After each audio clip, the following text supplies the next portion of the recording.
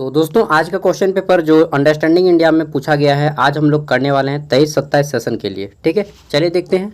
सबसे पहले thanks to Akash Kumar Prajapati from CN college Ramgarh.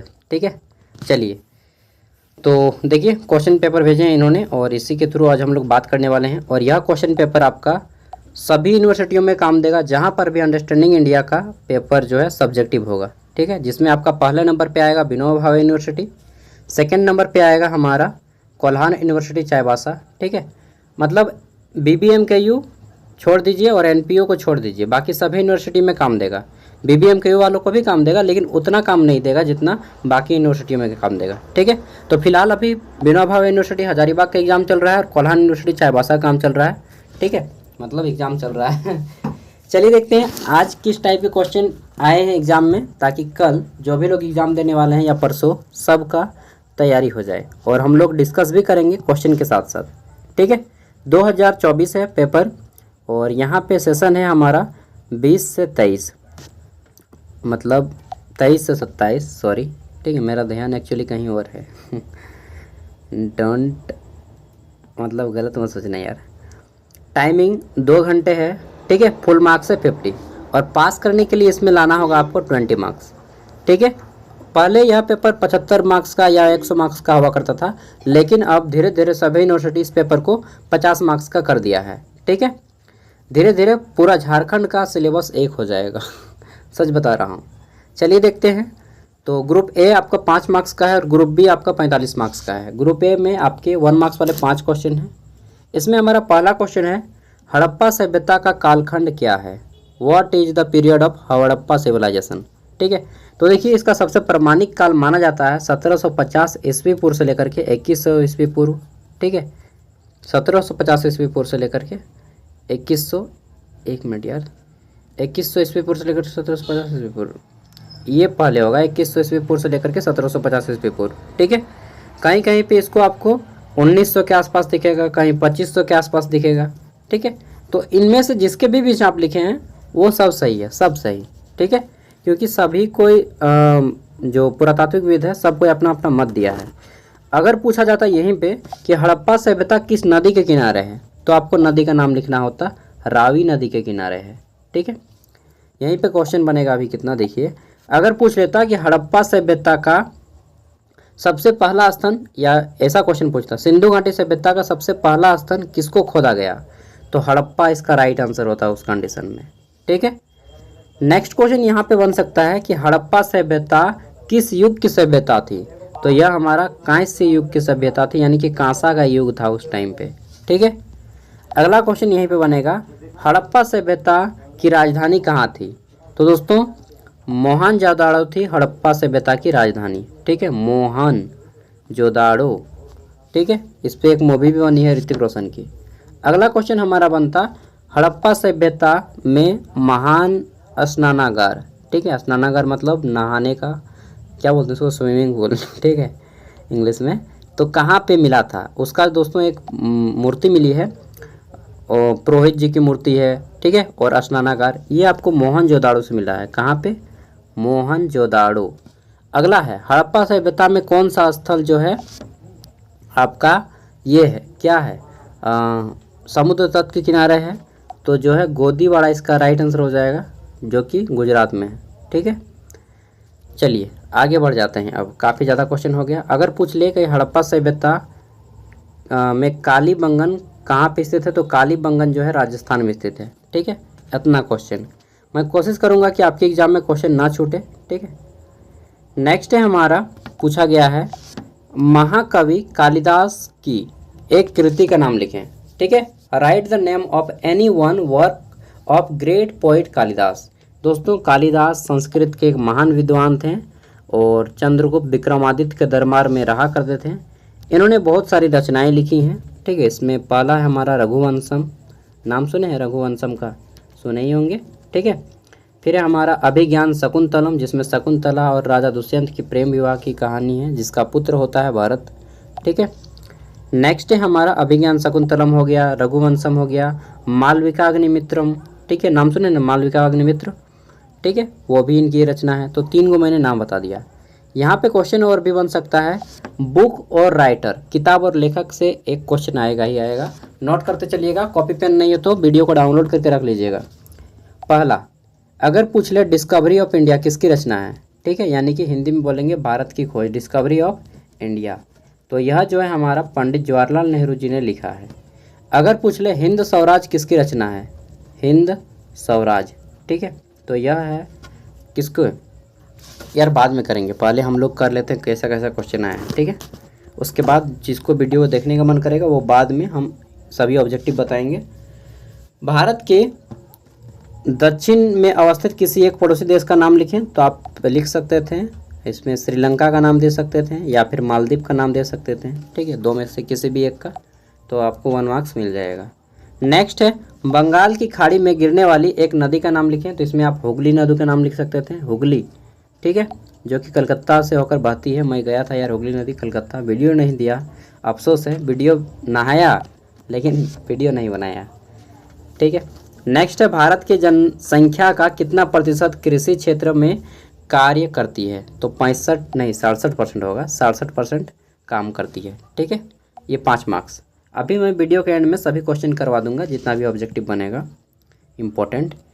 अब 15 मार्क्स वाले क्वेश्चन देखिए, यहाँ पे आपको किसी 3 को बनाना था। टोटल जो है आपके 5 क्वेश्चन दिए गए हैं 15 मार्क्स वाले, किसी 3 को बनाना था और इसका आंसर आपको 2 खड़ा पन्ना में करना है। कितना? 2 को खड़ा पन्ना। इसमें हमारा पहला क्वेश्चन है, सिंधु घाटी सभ्यता के नगर योजन की व्याख्या करें, ठीक है। इंग्लिश में है कि explain the 2 plan of Indus valley civilisation, ठीक है। तो देखिए सिंधु घाटी सभ्यता में नगर योजन की, वहाँ पे जो नगर थे वह पक्की ईंटों से बनाए गए थे, ठीक है। सड़क में जो नालियाँ थी ईंटों से ढकी हुई थी, इस तरह से बताना था। नेक्स्ट है, भारतीय स्वतंत्रता आंदोलन में महात्मा गांधी के योगदान का वर्णन करें, तो हर कोई जानता है यार, बापू तो बापू हैं, इसीलिए हम लोग राष्ट्रपिता बोलते हैं उन्हें, महात्मा गांधी, ठीक है।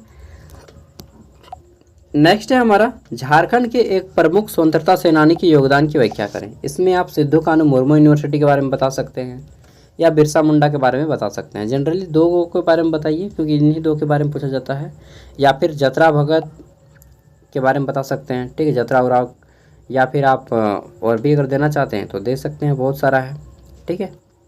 शेख भिखारी के ऊपर लिख सकते हैं, ठीक है। नेक्स्ट है हमारा, भारतीय संविधान की प्रमुख विशेषताओं की विवेचना करें। तो इसमें आपको बताना है कि भारतीय संविधान विश्व का सबसे बड़ा संविधान है, लचीला संविधान है। नेक्स्ट है क्वेश्चन नंबर 6, इसमें पूछा गया है कि सामाजिक न्याय से आप क्या समझते हैं। भारतीय संविधान में सामाजिक न्याय की प्राप्ति के लिए क्या क्या प्रावधान किए गए हैं। इंग्लिश में है कि what do you understand by social justice, what provisions have been made in the Indian constitution to achieve social justice, ठीक है। तो ये क्वेश्चन है जो कि आज के एग्जाम में आए हैं। अब चलिए हम लोग क्वेश्चन कर लेते हैं ताकि एग्जाम में आपके न छूटें। तो यहाँ तक हम लोगों ने कर लिया है, ठीक है। क्वेश्चन अगर पूछ ले कि राइटर और लेखक, यहाँ से एक क्वेश्चन आएगा आपका, राइटर एंड उसकी कृति, ठीक है, एक क्वेश्चन यहाँ से आएगा। एक क्वेश्चन आपका आएगा हड़प्पा सभ्यता वगैरह से आ सकता है, लेकिन ये एक राइटर वाला एक क्वेश्चन आएगा ही आएगा, ठीक है। हाँ, ये भी क्वेश्चन आ सकता है कि महात्मा गांधी ने एक बुक लिखी थी माय एक्सपेरिमेंट विद ट्रूथ, यह किस भाषा में लिखी थी। तो यह आपका गुजराती भाषा में लिखे थे, क्योंकि महात्मा गांधी गुजरात के रहने वाले थे, ठीक है। सबको जानता है, गुजरात के पोरबंदर में जन्म हुआ था 2 अक्टूबर 1869 ईस्वी को। नेक्स्ट है, भारत के दक्षिण में अवस्थित किसी एक पड़ोसी देश का नाम बताइए। अब देखिए यहाँ पे मैं थोड़ा सा भारत का मानचित्र बनाता हूँ, जैसा भी बनता है, ठीक है। तो ये मैं बना देता हूँ, ये आपका इस टाइप से है, गुजरात का है, और मतलब यार सही से नहीं बन पाया, कैसा बनेगा मोबाइल में ठीक है। तो यहाँ पे मैं थोड़ा सा बना लेता हूँ जल्दी से, ये इस टाइप से है, और इधर से हम लोग इसको इस तरह से लाते हैं, इस तरह से, ठीक है। अभी मैं किसी तरह से बना देता हूँ।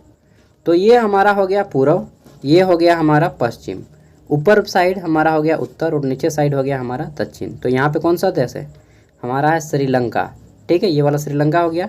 इधर एक छोटा सा देश है मालदीव, ठीक है, मालदीव। और तो देखिए दक्षिण में कौन सा देश है, यहाँ पे क्या पूछा है, दक्षिण में अवस्थित एक देश, पड़ोसी देश का नाम लिखें तो श्रीलंका बोल सकते थे, मालदीव बोल सकते थे, और इधर आपका मलेशिया भी दे सकते थे, लेकिन यहाँ पे श्रीलंका सबसे राइट आंसर होगा।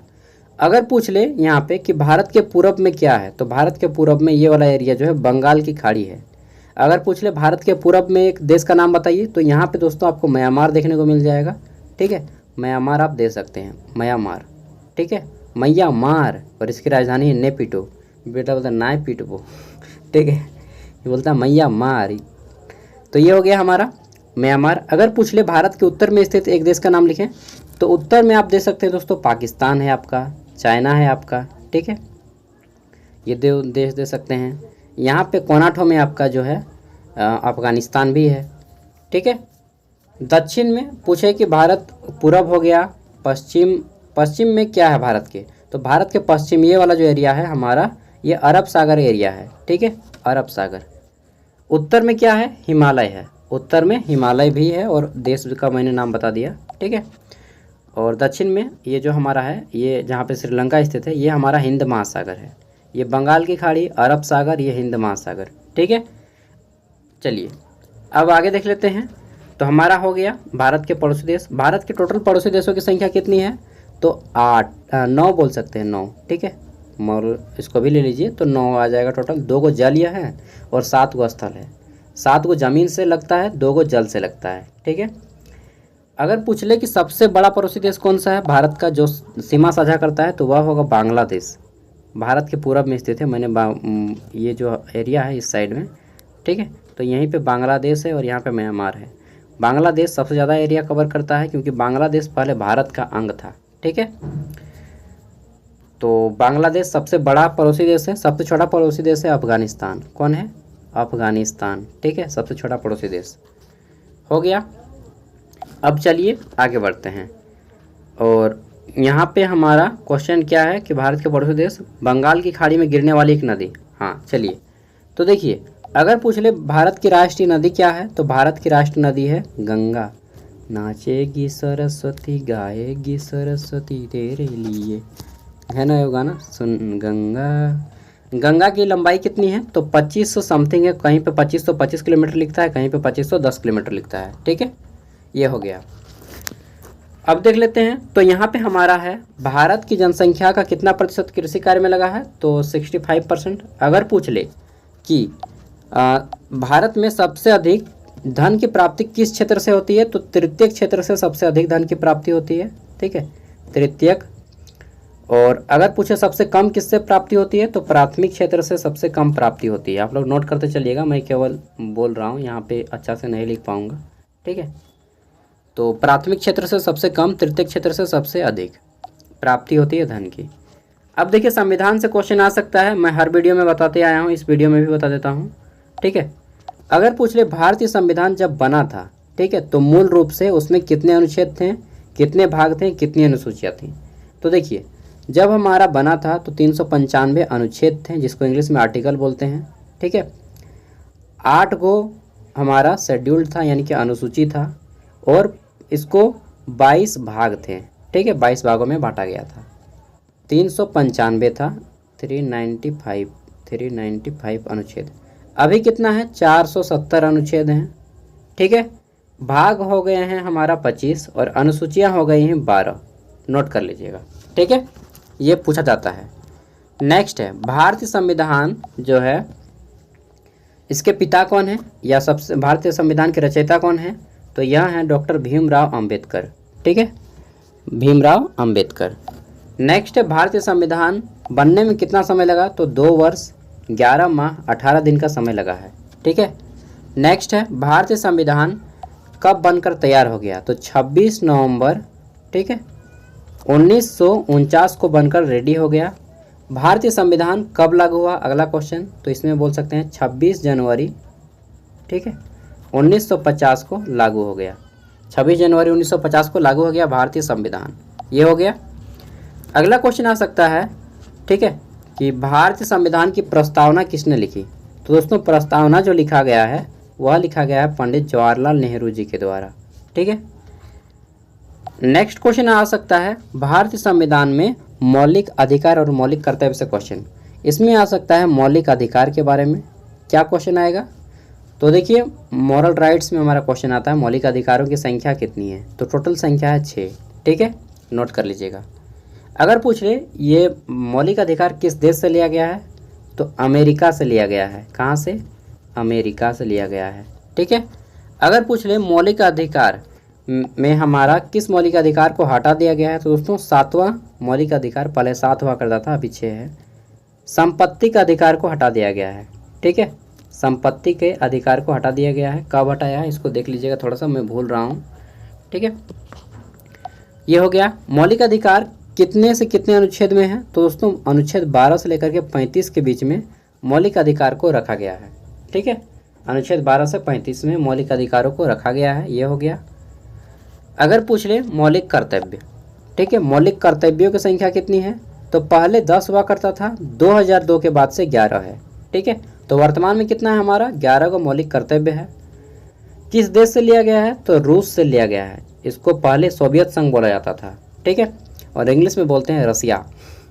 नाम बहुत डेंजर है भाई ना। 6000 में इसको बेच दिया है, मतलब वो सब गंदी बात है, बोलना नहीं चाहिए। तो ये हो गया हमारा। ठीक है, कितना हो गया? 6500 नहीं, तो ये हो गया रूस। ठीक है, कितना? तो 11 मौलिक कर्तव्य है, लिया गया है। अगला क्वेश्चन आ सकता है हमारा, ठीक है, कि राज्य के नीति निर्देशक तत्व ये सिद्धांत, ठीक है, किस देश से लिए गए हैं, तो इसका राइट आंसर हो जाएगा आयरलैंड से लिया गया है। आयरलैंड। इतना क्वेश्चन इंपॉर्टेंट है। अगला है भारतीय संविधान में भारत को क्या बोला गया है? देश बोला गया है? नहीं, भारतीय संविधान में भारत को देश नहीं बोला गया है, राज्यों का संघ बोला गया है। क्या बोला गया है? राज्यों का संघ। ठीक है, इंग्लिश में बोलते हैं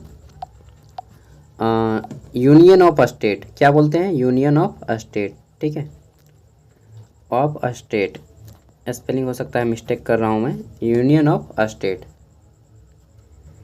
तो ये हो गया, ये बोला गया है। भारतीय संविधान का पूरा नाम क्या है? तो द कॉन्स्टिट्यूशन ऑफ इंडिया, यानी कि भारत का संविधान। ठीक है, द कॉन्स्टिट्यूशन ऑफ इंडिया यानी कि भारत का संविधान, भारतीय संविधान का पूरा नाम है। इतना क्वेश्चन करा दिए। ठीक है, अब देखिए वेद पुराण से भी क्वेश्चन आते हैं। तो वेद पुराण से क्या क्या क्वेश्चन आ सकते हैं, नोट कर लीजिएगा। वेदों की संख्या कितनी है? 4, पहला क्वेश्चन। ठीक है, इनमें से कौन एक सा वेद नहीं है, ऐसा दे देगा। तो चारों वेदों के नाम मालूम है आप सभी को। ऋग्वेद है पहला, दूसरा है सामवेद, तीसरा है यजुर्वेद, चौथा है अथर्ववेद। ठीक है, ऋग्वेद गायत्री मंत्र की उत्पत्ति हुई है, सबसे पुराना वेद है, सबसे पुराना, और गायत्री मंत्र की उत्पत्ति भी हुई है। सामवेद, इससे संगीत की उत्पत्ति हुई है, सारे गामा पाधा निसा, सुने हैं ना, सामवेद का देन है। यजुर्वेद, ठीक है, यजुर्वेद इसमें जो है जड़ी बूटी का वर्णन पाया जाता है। अथर्ववेद इसमें जादू टोना का वर्णन पाया जाता है, तंत्र विद्या का, अथर्ववेद में। ठीक है, ये हो गए वेद से क्वेश्चन। पूछा जा सकता है कि वेदों में गायत्री मंत्र की उत्पत्ति हुई है, ये पूछा जा गया है। ठीक है, ये सभी मैंने इंपॉर्टेंट क्वेश्चन थे जो करवा दिए। अब झारखंड से 1-2 क्वेश्चन आते हैं, चलिए मैं बताता हूँ। और विनोबा भावे, विद्यार्थियों को विनोबा भावे से क्वेश्चन आता है, जिसको मैं 1-2 करा देता हूँ। जैसे आचार्य विनोबा भावे, ठीक है, किस आश्रम में रहते थे, तो वर्धा आश्रम कर दीजिएगा, वर्धा आश्रम। ठीक है, और ये कहाँ पे है, तो अहमदाबाद में है। अगला क्वेश्चन आ सकता है आचार्य विनोबा भावे से कि आचार्य विनोबा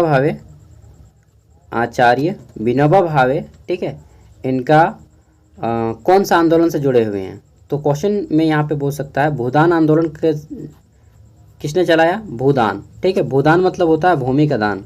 ठीक है, तो भूदान आंदोलन चलाया है आचार्य विनोबा भावे ने। भू मतलब भूमि, दान मतलब दान देना, राजाओं से दान लेकर के गरीबों में बांटना और ज़रूरतमंदों में बांटना। भूदान आंदोलन किसने चलाया? आचार्य विनोबा भावे। कब चलाया? 1951 में। ठीक है, ये हो गया। कहाँ से चलाया? तो पोचमपल्ली नामक स्थान से शुरू किया था, तमिलनाडु के पोचमपल्ली से। ठीक है, नेक्स्ट क्वेश्चन आ सकता है कि सर्वोदय आंदोलन किसने चलाया? तो सर्वोदय चलाया था इन्हें, इनका नाम क्या है? आचार्य विनोबा भावे। ठीक है, सर्वोदय आप लोग लिख लीजिएगा, मैं केवल यहाँ पे दिखा रहा हूँ। ठीक है, सर्वोदय आंदोलन आचार्य विनोबा भावे। अगर पूछ ले कि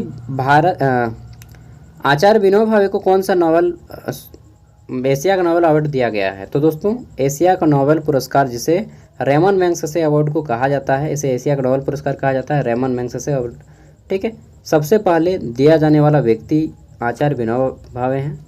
अगर महिला में पूछे, ऐसा तो नहीं पूछेगा कि रेमन मैग्सेसे अवार्ड सबसे पहले किस महिला को दिया गया, तो किरण बेदी को दिया गया है। ठीक है, IPS किरण बेदी, मूवी देखे हैं ना, बहुत बोल्ड लेडी हैं। नेक्स्ट है हमारा, ये विनोबा भावे से इतना ही क्वेश्चन आता है। भारत की स्वतंत्रता आज़ादी से बहुत क्वेश्चन आते हैं, इसमें पूछा जा सकता है असहयोग आंदोलन कब चलाया गया, तो हम सभी जानते हैं 1920 से 22। ठीक है, नेक्स्ट क्वेश्चन आता है 1942 की क्रांति से, और यहाँ से क्वेश्चन आते हैं अच्छा खासा यार। 1942 में जो हुआ था, ठीक है, कौन सा आंदोलन हुआ था, तो भारत छोड़ो आंदोलन हुआ था। यहाँ पे ये भी क्वेश्चन आ सकता है भारत छोड़ो आंदोलन कब हुआ था, 1942 में। ठीक है, किसके विरोध में किया गया था, तो क्रिप्स मिशन के विरोध में किया गया था। किसके विरोध में, क्रिप्स मिशन। ठीक है, क्रिप्स मिशन के विरोध में किया गया था 1942 में। नेक्स्ट क्वेश्चन आता है करो या मरो का नारा किसने दिया, करो या मरो का नारा दिया था किसने, महात्मा गांधी जी ने। कब दिया था, 1942 में। किस आंदोलन में, भारत छोड़ो आंदोलन में। ठीक है, ये क्वेश्चन आते हैं। अब देखिए इतना क्वेश्चन काफ़ी है। नेक्स्ट क्वेश्चन हमारा झारखंड से आता है कि झारखंड के प्रमुख स्वतंत्रता सेनानी, इसमें आपको आता है 1855। ठीक है, 1855 में कौन सा विद्रोह हुआ था, तो संथाल हुल हुआ था। संथाल हुल, हुल मतलब होता है क्रांति या विद्रोह। ठीक है, हुल मतलब क्या होता है, क्रांति या विद्रोह। तो हुल हम लोग बोल सकते हैं संथाल विद्रोह या संथाल हुल कब हुआ था। ठीक है, तो 1855 में हुआ था। नेक्स्ट क्वेश्चन आता है कि संथाल विद्रोह के प्रमुख नेता कौन थे, तो यहाँ पे आप लोग देख सकते हैं संथाल विद्रोह के प्रमुख नेता थे सिद्धू मुर्मू और कान्हू मुर्मू। ठीक है, और इसके साथ ही थे चांद भैरव। ये हो गया। ठीक है, नेक्स्ट है हमारा क्वेश्चन आता है कि उल गुलान विद्रोह किसने चलाया, उल गुलान। ठीक है, खोटंग बाबा खोटंग तो उल गुलान विद्रोह चलाया था बिरसा मुंडा ने। बिरसा मुंडा, बिरसा मुंडा को तो सबको जानता है, लेकिन इनके क्या काम किए ये नहीं जानता है। ठीक है, चलिए बिरसा मुंडा के बारे में थोड़ा सा जानिएगा। इनका जन्म खूंटी के ओलिहातू में हुआ था। ठीक है, खूंटी जिला ओलिहातू में हुआ था। कब, 15 नवंबर, जब झारखंड की स्थापना दिवस है 15 नवंबर 1875 को। कब, 15 नवंबर 1875 को खूंटी के ओलिहातू में हुआ था बिरसा मुंडा का जन्म। ये हो गया। ठीक है, नेक्स्ट हम लोग क्या करेंगे, तो इनका उल-गुलान कब हुआ, उल-गुलान जो विद्रोह हुआ, उल-गुलान कब हुआ, तो 1895 से लेकर के 1900 के बीच में हुआ था। ठीक है, 1900 में बिरसा मुंडा को पकड़ लेता है अंग्रेज लोग और फिर रांची जेल में डाल देता है, होटवार जेल रांची। इनको हैजा हो जाता है खराब भोजन के कारण, और इनकी डेथ यही होटवार जेल में होती है, जिसका नाम बाद में बदलकर बिरसा मुंडा केंद्रीय कारागार कर दिया जाता है। ठीक है, रांची में स्थित है, खाटाल के सामने। अगर गए होंगे तो ठीक, मैं तो गया हूँ यार, मतलब अंदर नहीं घुसा हूँ, बाहर से ही देखा हूँ। ये हो गया। ठीक है, यहाँ पे और झारखंड से और कुछ क्वेश्चन कुछ खास नहीं आता। ये भी पूछा जा सकता है कि झारखंड की एक नृत्य शैली के नाम दे, तो कर्मा दे सकते हैं। ठीक है, छऊ नृत्य के बारे में पूछा जा सकता है। छऊ नृत्य झारखंड की एक नृत्य का नाम लिखें, छऊ नृत्य बोल सकते हैं। ठीक है, जादू पटिया। ठीक है, या पेंटिंग पूछा जा सकता है। कोहबर चित्रकला के बारे में पूछा जा सकता है, एक चित्रकला का नाम बताएं तो कोहबर दे सकते हैं। ठीक है, झारखंड की सबसे बड़ी जनजाति कौन सी है, तो संथाल है। इस तरह से आप लोग दे सकते हैं। इतना क्वेश्चन ऑब्जेक्टिव का बन जाता है। और क्या बताएं यार, सब तो बता ही दिए लगभग। चलिए अब जो होगा देखा जाएगा। ऑल द बेस्ट है मेरी ओर से। ठीक है, थैंक यू। फिर भी अब भी कुछ डाउट हो तो कमेंट करके पूछ लीजिएगा। ठीक है, पास करना है, बस 20 नंबर लाना है, लिख के एकदम गर्दा उड़ा दीजिए। और जब एग्ज़ाम कंप्लीट हो जाए तो अपना क्वेश्चन पेपर दोस्तों हमें इस नंबर पर सेंड कर दीजिएगा यार, क्योंकि इसी से हम आप लोग की मदद कर पाते हैं। 89 86 60 75 41। हमारा झारखंड काफ़ी पीछे है, हम सबको मेहनत करना है, आगे बढ़ना है। ठीक है, एक दूसरे की मदद भी करना है। ऐसा नहीं कि यार वो पढ़ लेगा तो वो आगे बढ़ जाएगा। अरे भाई, हम लोग राज्य के आदमी हैं, कम से कम हम लोग अपना मदद नहीं करेंगे तो दूसरा कौन कर देगा बाहरी। ठीक है, चलिए क्वेश्चन पेपर सेंड कर दीजिएगा। ऑल द बेस्ट है आप सभी को, लिखिए एकदम धुआंधार तरीके से। ठीक है, बाय।